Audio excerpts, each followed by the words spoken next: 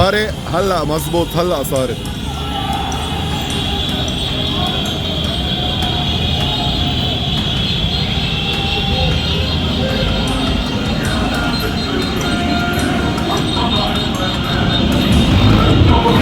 हमने Donald Trump का बयान तो आपको दिखाया था कि कैसे उन्होंने अपने ही देश के नागरिकों को और अपने ही देश की अलग अलग राज्यों की सरकारों को धमकाया कि अगर इजराइल की किसी भी कंपनी को बॉयकॉट किया तो आपको फंड मिलना बंद हो जाएगा।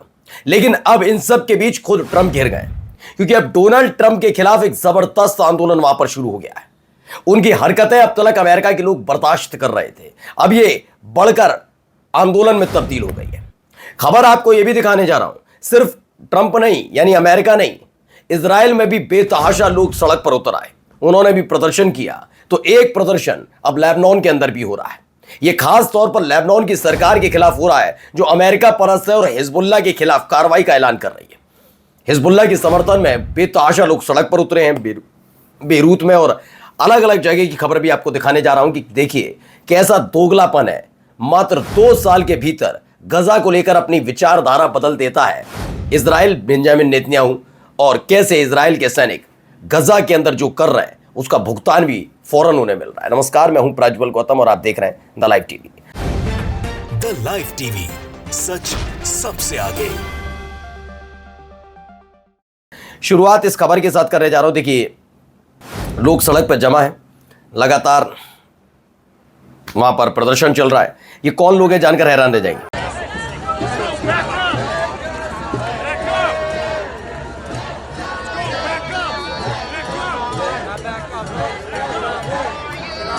महत्वपूर्ण चीज है इसमें, अभी बताऊंगा। शानदार सा होटल नजर आ रहा है, किसका बताऊंगा। दरअसल ये पहले समझ लीजिए लोग कौन है। ये फिलिस्तीनी नहीं है, ये मुस्लिम नहीं है, ये ज्यूस है, यहूदी हैं। ये खुद वहां पर पहुंचते हैं और कहां, डोनाल्ड ट्रंप का जो न्यूयॉर्क में बना हुआ होटल है उसके ठीक सामने पहुंचते हैं। ये वहां पहुंचकर लगातार डोनाल्ड ट्रंप के होटल के बाहर न्यूयॉर्क में जो किया जा रहा है अमेरिका और इजराइल के खिलाफ गजा में, उसको लेकर विरोध प्रदर्शन कर रहा है। तो 2 बड़ी बात, एक तो ट्रंप का होटल उसके बाहर खड़े होकर, और तो और खुद ज्यूस यानी यहूदी आगे आकर इस पर प्रदर्शन कर रहा है। एक खबर इजराइल से भी निकल कर आई, देखिए इजराइल में भी ये देखिए कैसे प्रदर्शन हो रहा है। इसको लेकर भी खबर है कि लोग सड़कों पर उतरे। देखिए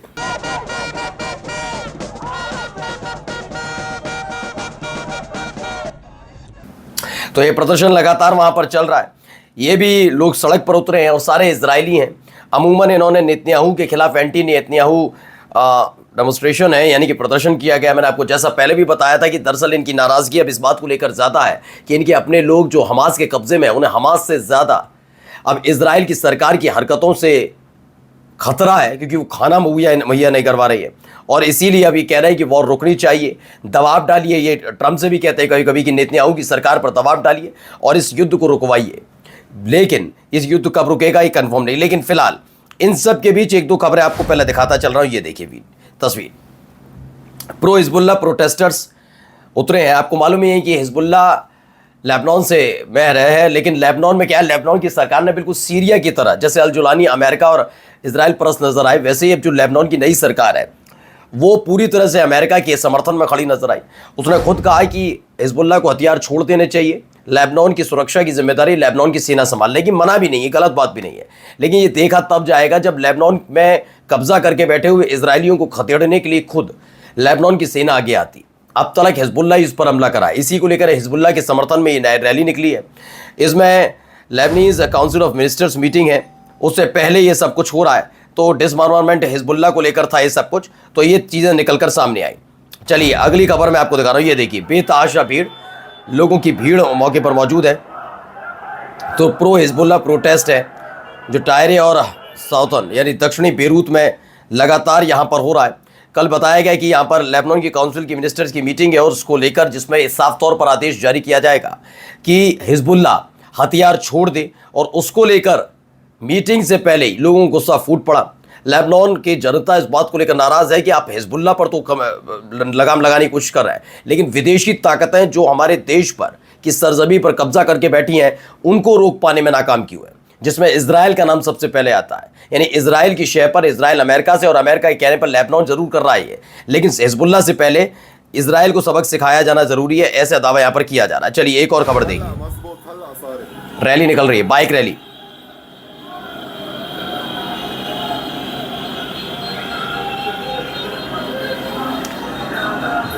तो लोग समर्थन में उतरे हैं हिजबुल्लाह के।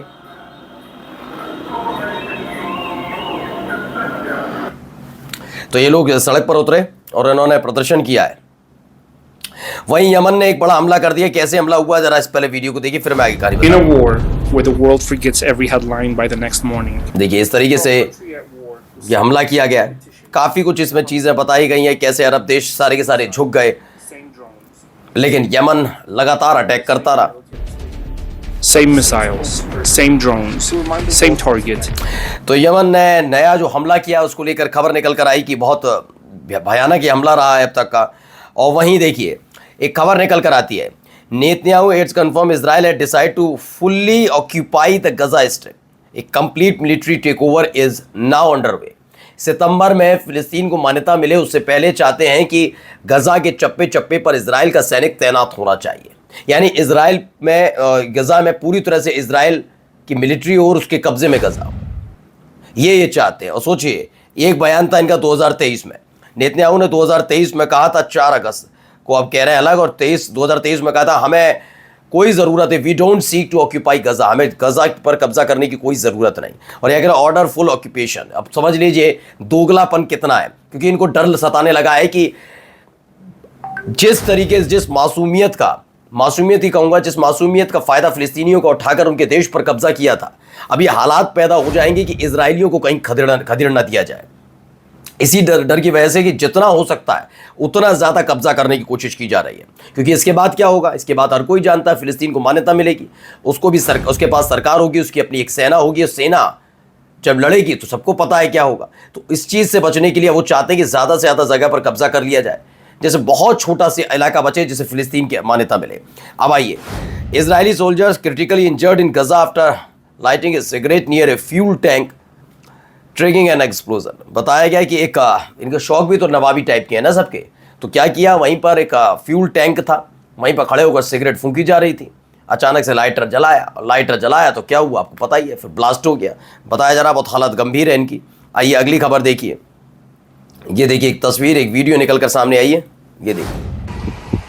This was Gaza before the bombs started falling. ये गजा था एक A टाइम में। place of life where normal lives were lived. गजा का वीडियो है There is ये। no sign of that normality now. This is one of the explosions which destroyed Gaza, targeting the Turkish-Palestine Friendship Hospital, the only specialist cancer hospital in Gaza.